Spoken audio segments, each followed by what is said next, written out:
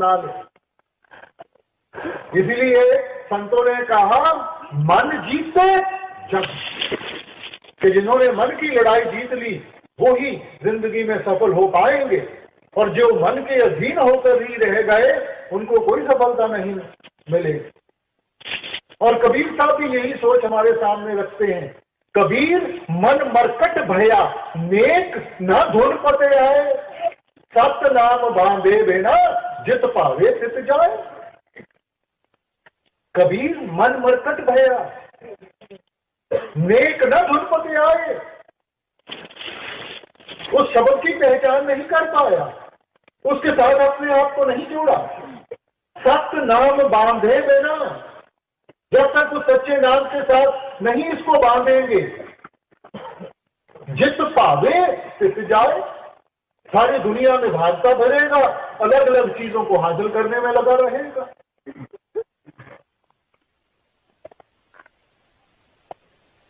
इसलिए समझें, देखो पुराने जमाने में ऋषि मुनि आए,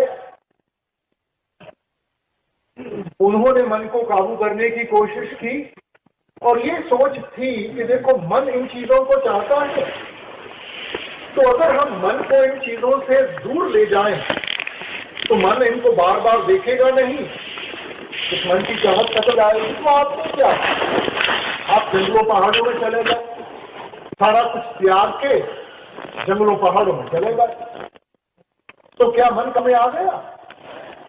वहां बैठ के जितनी भी आपने जो कुछ भी किया उसके साथ रिद्धियां सिद्धियां जरूर मिल गई, मगर मन ने तो जब अपना नाच नचाया, इतिहास खोल के देखें, किसी को काम ने मार गिराया, किसी को क्रोध ने मार गिराया, मन तो फिर काबू में नहीं आया, क्योंकि मन तो जहां भी जाएंगे मन साथ में जाएगा। और क्या छोड़ा फिर आपने? वहां जाकर भी रोटी तो फिर भी चाहिए थी, सिर ढकने के लिए छत फिर भी चाहिए थी, बदन ढकने के लिए कपड़े तो फिर भी चाहिए थे। अपनी मेहनत की कमाई छोड़ी, दूसरों के ऊपर मोहताज हो गए, उनसे मांग के खाना पड़ा तो उनके भी कदम उठाने पड़े। छोड़ा क्या फिर? आजकल के दौर में नई फिलॉसफी आ गई, वो दूसरी तरफ पहुंच गई। उन्होंने कहा मन ये सब चीजें मांगता है तो मन को देना शुरू कर दो। उनकी ये सोच थी कि कहीं ना कहीं तो मन इन सब चीजों से थक जाएगा। देखो छोटा बच्चा है ना, उसको कोई चीज पसंद है, उसको देते जाओ, वो खाता जाता है, कहीं ना कहीं पेट भर जाता है, मगर मन नहीं भरता, और खाएगा तो उल्टी आ जाएगी, फिर उस चीज को देखना दोबारा नहीं करता। मगर वो भी इस मन की ताकत को पहचान नहीं पाता, क्योंकि मन तो एक अंधा कुआं है। जितना मन को दोगे उतनी ही मन की चाहत और बढ़ेगी। देखो राजे महाराजा आए, कितनी धन दौलत इकट्ठी की, क्या उनकी भूख मिट गई? इतनी औरतों की जिंदगी बर्बाद कर दी, क्या उनकी प्यास खत्म हो गई? बड़े बड़े डिक्टेटर आए, उन्होंने सारी हुकूमत एक मुट्ठी में बंद करने की कोशिश की, क्या उनकी भूख मिट गई? मन की तो ऐसी अवस्था है कि जितना दोगे उतने उसकी प्यास और भूख और बढ़ेगी। इसलिए आप कहते हैं ना सुख विच गृहस्थ दे, ना सुख छड़ गया, सुख है विच विचार दे, संता शरण पे आ। ना भोगी बन के और ना त्यागी बन के। भोगी बन के सोचेंगे मन काबू में आए, नहीं आएगा। त्यागी बन के सोचेंगे मन काबू में आएगा, नहीं आएगा, रिएक्शन होगा। इसलिए आप कहते हैं सुख है विच विचार दे। जब तक हम अपनी विचारधारा को ठीक रास्ते पे नहीं लाएंगे, इन चीजों को अच्छी तरह समझ नहीं पाएंगे, और ये सोची कहां से मिलेगी? आप आते हैं संता शरण पे, यहाँ उन गुरुमुखों की संगत में जाकर वो हमें समझाते हैं, वो साधन बताते हैं कि हमने कैसे इस मन को काबू करना है और कैसे उस मालिक की भक्ति में अपने आप को लगाना है। मगर इंसान बाहरमुखी हुआ बैठा है, तो इंसान कौन कौन से साधन अपनाता है? तो स्वामी जी बड़ा सिस्टमैटिकली हर एक चीज को लेते हुए हमें समझाने की कोशिश करते हैं कि उसका दायरा क्या है और उसमें से हमें कितना मिले। जोगी जुगत कमावे अपनी, ज्ञानी ज्ञान कराई, तपसी तप कर थाक रहे हैं, जती रहे जत लाई। अब स्वामी जी फरमाते हैं जोगी जुगत कमावे अपनी। तो क्या भग में कपड़े डाल के कोई जोगी बन जाता है? कोई यहां तिलक लगा के वो जोगी बन जाता है? तो जोगी कैसे बनना है? आप कहते हैं जोग ना पगमी कपड़ी, जोग ना मैला वेश, घर बैठे हैं जुगत पाइए सतगुर का उपदेश। कोई अपने जिस्म पे वो स्वा मन लेता है, कोई लंबी लंबी जटें रखी हुई हैं, कोई अपने बालों को साफ नहीं करता, तो क्या इनके साथ हम जो बन जाएंगे? क्या मालिक को हमारी गंदगी पसंद है? तो इन सब चीजों से हमारा ध्यान उठाते हुए आप फरमाते हैं घर बैठे जुगत पाइए, कि ये युक्ति तो घर बैठ के भी हम अपना सकते हैं। अगर आपने हमें इन सब चीजों से दूर करना था तो पहले ही हमें बता देना था कि भाई जंगलों पहाड़ों में चले जाओ।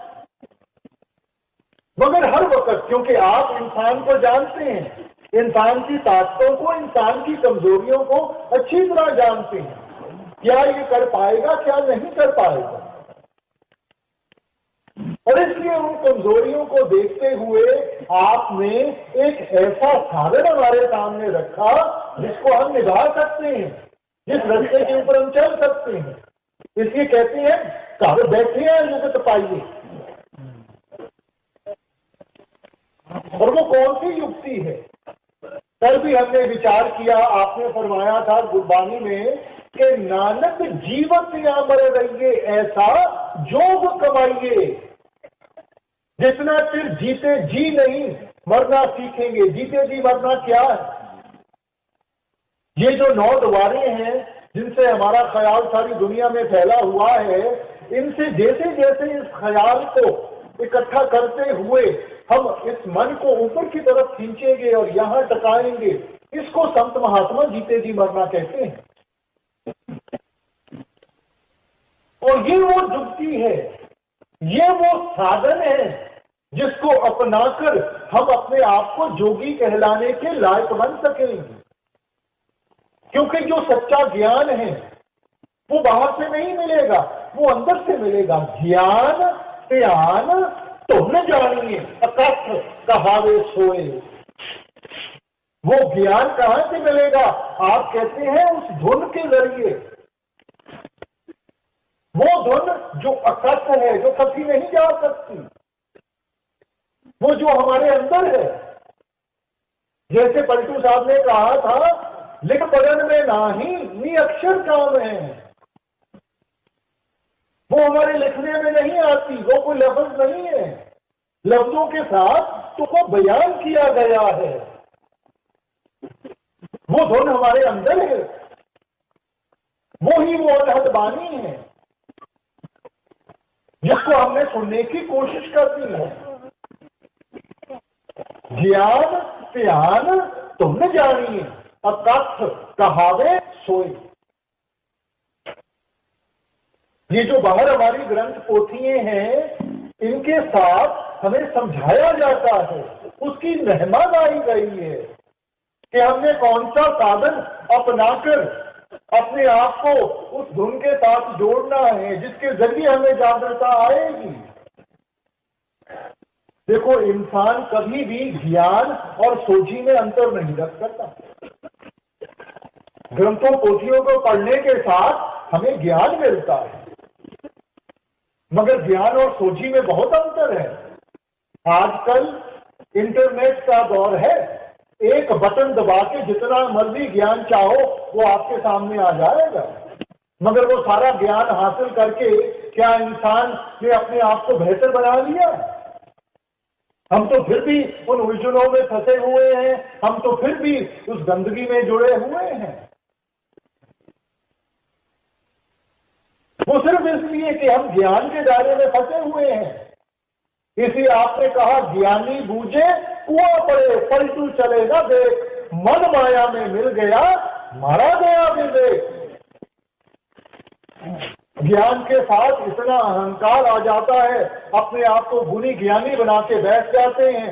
आगे पड़ा हुआ पत्थर नहीं दिखता, ठोकर लगती है और मुंह पर में जाकर गिरते हैं। हमें वो ज्ञान चाहिए जिसके साथ हमारे अंदर निर्मलता आएगी, हमारे अंदर निर्मलता आएगी, हमारे अंदर से वो अहंकार जाएगा। देखो, रावण एक टीकाकार पंडित था, जिसकी कोई कमी नहीं थी। ये जो उसके इतने सिर दिखाए जाते हैं, ये बड़ी चीज सिंबॉलिक थी कि इतने सिरों जितना उसके पास ज्ञान था। मगर सारा ज्ञान किस काम आया? मन ने तो जब अपना नाच नचाया, आज तक हम उसका पुतला बना के जलाते हैं, क्योंकि सिर्फ ज्ञान के साथ जागृता नहीं आती। जब उस ज्ञान को हम करनी के साथ जोड़ेंगे, फिर उसका अनुभव होगा, फिर हमें एहसास होगा सच क्या है, झूठ क्या है। आम सत्संग में हमें समझाया जाता है कि देखो, अगर मैं कोई मिठाई लेकर आपके सामने रख दूं और मैं कहूं कि दुनिया में सबसे मीठी चीज है, मेरा मान आदर करते हुए आप सिर हिला देंगे। मगर क्या मन से भ्रम चले जाता है? मन में फिर भी कहीं ना कहीं वो डाउट रहता है कि पता नहीं सबसे मीठी चीज है कि नहीं। अब वही मिठाई को हम उठा के चख लें, तब हम पूरे विश्वास के साथ कह सकते हैं कि ये सबसे मीठी चीज है कि नहीं है। नतीजे के ऊपर कैसे पहुंचे? जब हमने करनी का रास्ता अपनाया। इसलिए आपने फरमाया, बिन चाखे साध ना चाहते, चखते नहीं, स्वाद नहीं पता, स्वाद नहीं पता, निभा नहीं पाएंगे। प्रेरणा कहां से मिलेगी? इसलिए ये सिर्फ बाहर के ज्ञान की बात नहीं है। बाहर के ज्ञान से हमें पता चलता है कि हमने क्या करना है। जब उसको करेंगे, उसका अनुभव होगा, तब हमारी विश्वास की नींव बनेगी। ये जो हम सोचते हैं कि जी ठीक है, मैंने सत्संग सुन लिया, मैंने किताबें पढ़ ली और इसके साथ मेरे को समझ आ गई, नहीं आएगी। मन डोल जाएगा। कभी भी कोई मुसीबत आई, कोई मुश्किल आई, मन वहीं का वहीं डोल जाएगा। मन में विश्वास की नींव, विश्वास की फाउंडेशन तब देगी जब आप खुद इस चीज को महसूस करोगे। इसीलिए गुरु घर ने फरमाया था, नाम में तुलना पुजाई सब डिटी ठोक बजाए। क्या महिमा गाएं, क्या बयान करें उस नाम के बारे में। ये कोई सुनी सुनाई बात नहीं है, ये पढ़ी पढ़ाई बात नहीं है, ये उनकी हद भी